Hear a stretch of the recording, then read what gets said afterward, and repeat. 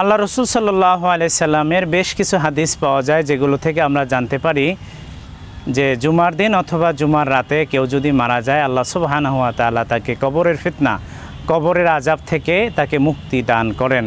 এ বিষয়ে আল্লাহ রসুল সাল্লাল্লাহু আলাইহি সাল্লাম বলেছেন, মা মিন মুসলিমিন ইয়াউমাল জুমাতে ইয়ামুতু ইয়াউমাল জুমাতে আও লাইলাতাল জুমা আক্কাহুল্লাহু ফিতনাতাল কবর। কোনো ব্যক্তি যদি জুমার দিন অথবা জুমার রাতে মারা যায়, অর্থাৎ বৃহস্পতিবার দিবাগত সন্ধ্যার পরে নিয়ে শুক্রবার মাগরিব পর্যন্ত এর মধ্যে যদি কেউ মারা যায়, তাহলে আল্লাহ সুবহানাহু ওয়া তাআলা কবরের আযাব থেকে তাকে রক্ষা করবেন।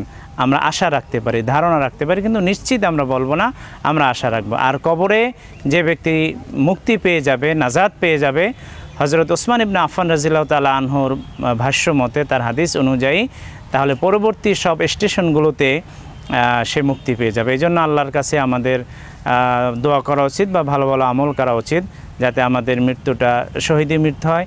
এবং এই জুমার দিন, জুমার রাতে এরকম হলে পরে আশা করা যায় ইনশাআল্লাহ কবরের ফিতনা থেকে আল্লাহ আমাদের হেফাজত করবেন।